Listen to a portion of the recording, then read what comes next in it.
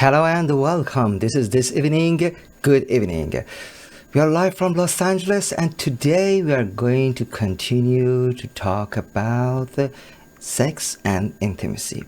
And today we have a special guest, Dr. Foojan Zeine, and she's here from Los Angeles. Hello and welcome. Hello, Amir. Hello to everyone who's with us. Thank you so much. It's great to be with you. Pleasure. Thank you so much for your time. And Dr. Zain, let me start with this. What is the difference between sex and intimacy? Sex can be a very physical activity. Mm-hmm. Every single animal, let's say, a being that is on the face of the earth, has the ability to have sex. That's actually not only they have the ability, they must in order to procreate. So that's it's a task, it's a skill, it's a instinct that is with every single human being to have it. And then it also for people to have good sex, that means they also have to have skills. Everybody doesn't. They are born, and somehow around teenagehood, the instinct shows up that that's what they need to do. But the skills are something that they actually have to learn. The intimacy is a closeness that two people have together, whether it's a heart to heart, whether it's a cognitive and intellectual compatibility and closeness. Um, it's a cultural closeness, it's spiritual closeness. So they start feeling that type of a closeness together.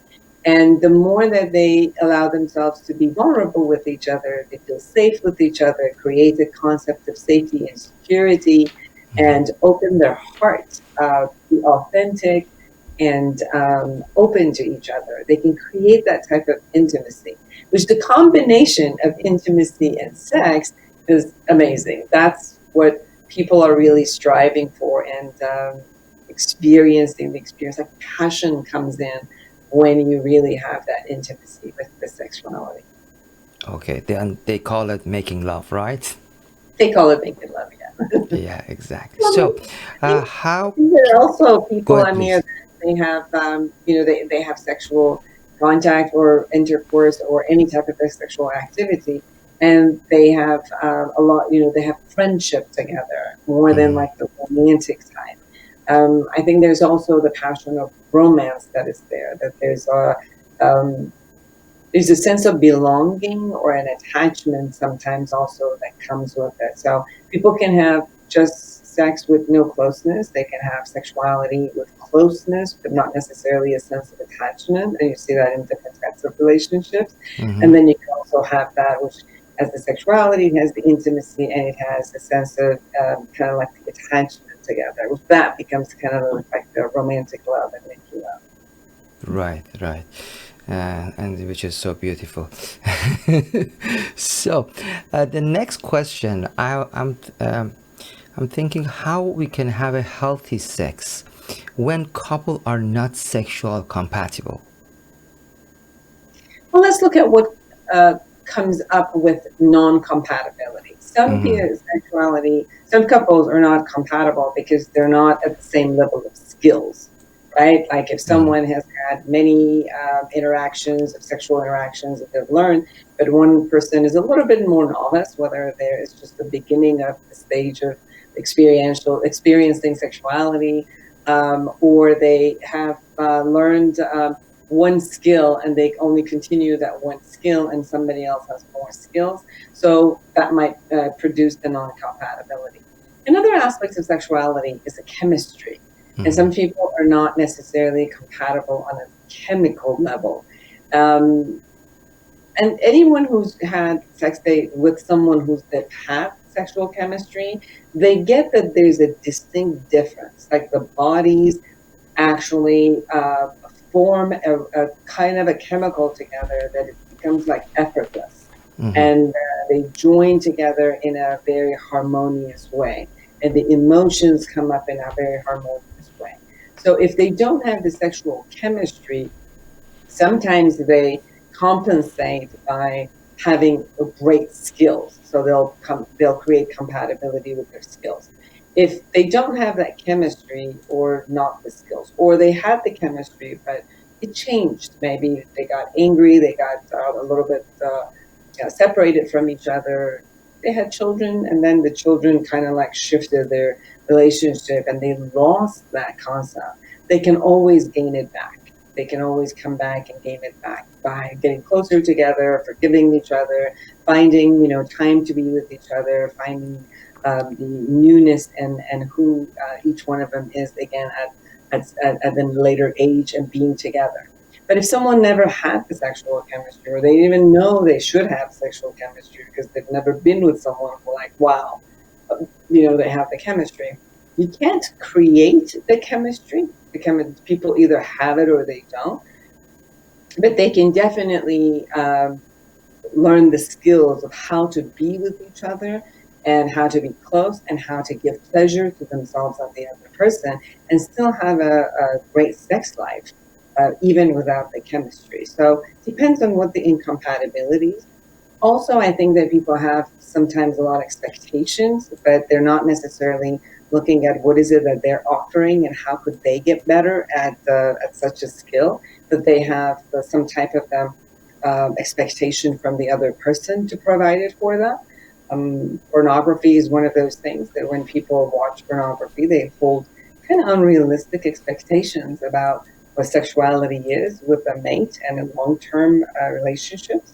Also in long-term relationships and long marriages, sexuality changes forms. And you've got to be able to shift your expectation and who you are in these different types of forms of relationship. At the beginning, there's a novice, there's a newness, there's a learning about each other. You don't live with each other, so kind of like you wait and hold that desire to get something. That anticipation by itself is exciting. And when you live together and a person is right beside you every day, anticipation is gone. So it's like, how can you flavor, how can you create that kind of an anticipation and fun and play? And then after you have kids and you need to reconnect, how are you going to reconnect when, at any point a child is going to come up and knock at the door and you can't really, enjoy your being together. So not getting stuck in one expectation and allowing yourself to flow and learn and practice and play. I guess one thing I could say is this is play. So have fun with it and try to figure out different ways of playing, all different types of toys or positions, and you can do the 100 Kama Sutra way and just have fun and laugh at it, So I think that if you keep looking at sex as fun and play, then you can keep bringing that joy into it. Right. Beautiful. So as all of you, all of our viewers, they know, we can receive your question in our app, and we have lots of questions because we had this topic during this week, and I just received 2 questions. I'm going with one of the question. I know we have a time limited. So oral sex is sex? Oh, of course. Oral sex is an amazing type of sex. It's a lot of people enjoy having oral sex be given to them or give to another person. Sexuality comes even if there is no touching. You can have sex with your eyes, pretty much. Sex is the energy of sexuality is within you, within your body, and you transfer it to somebody else. When we talk about flirting, that's sex. That's a sex with eyes? Right? What's the difference between 2 people who are just talking and having fun together versus flirting? When you're sitting somewhere and 2 people are flirting with each other, you kind of see this energy that is there, and it's a sexual energy that is there, right? Right. So that by itself is, it's a type of sex. Talking, conversing, necking, kissing, holding, caressing different parts of body. It doesn't even have to be necessarily the erotic zones. You could Mm-hmm. touch someone in that way with the sexuality energy, Mm-hmm. not friendship, but with the sexuality energy. And then it takes on, oral sex, any types of intercourse, any types of work with toys, anal sex, like any of those are pretty much are sex. Right, right. So, because we have time, I'm going with the next question. You make me jealous now. And what do you suggest for single people during this, COVID time? Oh, definitely start dating. You can date from with finding people in apps or social media. So this is an opportunity of a lifetime to be able to converse, to talk, to get to know each other, and create online dates first. With video dates, Mm-hmm. anything you like, any format that they like. Do video Video dates first. call, yeah. Get to It, know them. it's very good. It's better going right away to the bed. It's good to know each other on the online, and I believe that's the best time, and it's a new lifestyle, and it's very good to know each other first. And Yeah, and it's a lot of time. video call is the best for now. Right. And also people meet each other in they do hiking dates, they do walking dates around the beach. They a lot of the restaurants have outside Mm-hmm. they're open the Mm-hmm. outside seating. They Mm-hmm. can have that. Mm-hmm. And if they really they have the experience of liking each other and having the video dates and go out for a while, and they really want to get together, and they really, really want to get together, then all they need to do is to take the test Mm-hmm. and find out exactly if they don't have the COVID, and Mm-hmm. quarantine themselves for a while, even 2 weeks, and then get together and have sex. So Okay. it's a matter of the time, but within that time, I've had a lot of clients who are having an amazing time with video dates at this point, and then outside kind of, walking and hiking dates. Okay, I have another questions from Miami. She's asking, masturbation, killing love, or not? I am married, but I need do masturbate during the day. Masturbation is the relationship that a person has with themselves and their body. It's learning how to give themselves pleasure. This is a very different experience than being with another person. So it's not like one has to be there and the other one doesn't. And it's okay that if you're married and the desire that you have is more than what you are, experiencing with your partner. And it Mm-hmm. shouldn't be a shameful concept. It's just that you have a desire and you take care of your desire. Like, you might be hungry and eat something on your own, but that doesn't mean that at the dinner table you can't sit with your mate and also have an amazing time while eating. It's Mm-hmm. just that when you're hungry and you have this desire, you are responsible to take care of yourself in that way. So that's okay if you need to masturbate. The concept of, if your masturbation is taking you away from your mate, then you need to really look at how to balance that. Mm-hmm. Some people have a lot more of desire than their mates. No mate, nobody in the face of the earth is like they have exactly the same temperament or desire level. People are different. They can even be different in different time zones and different, not zones, but time frames of their life, right? Like they're different types time or different phases of their life. So as long as the reason you're masturbating is to take care of yourself and it doesn't take away from your natural togetherness with your mate, Mm-hmm. enjoy yourself. But Mm-hmm. if it's taking away from the desire to be with your mate, then my suggestion is monitor it. So, like um, if on a natural level you have sex twice or three times with your mate, but then you also want, three or other times on your own, but it doesn't take away from that natural three times with your mate, then go ahead. And if not, then give a priority to the one with your mate and then supplement it with what you like. Also, if again, if you're masturbating with pornography or imagining somebody else visually, that might also might create an issue with your relationship, because remember, you're taking your focus off your mate. So if you're masturbating, imagining your mate, great. You don't Okay. need to feel like I'm having an affair, in my mind with somebody else, because you're imagining your mate. Okay. Some people have they feel guilty because they need a visualization and they visualize somebody else. The visualization of, even if you're talking about actors or somebody else, actresses, maybe somebody that you can't even find might still save you, but definitely don't.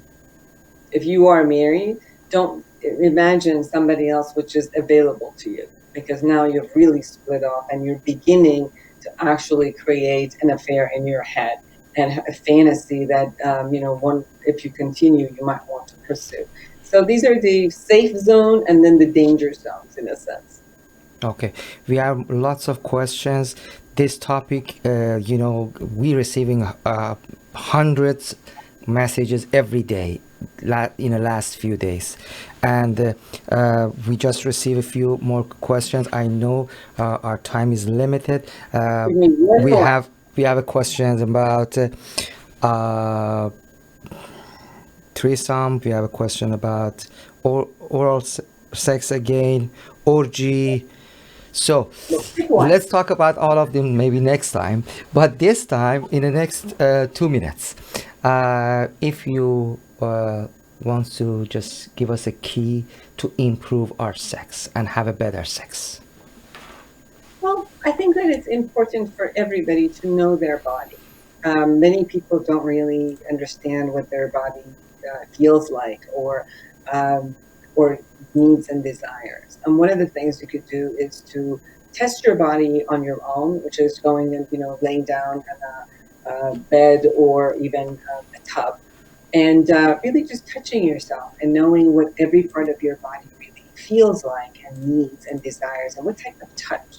There was also that you can do that with your mate, which actually you could have your mate just touch you in different, from the head to toe, front and back, and really just receive the experience of being touched, and let them know what sound, which touch is better, what areas are erotic zone, what areas you like, what areas I don't like.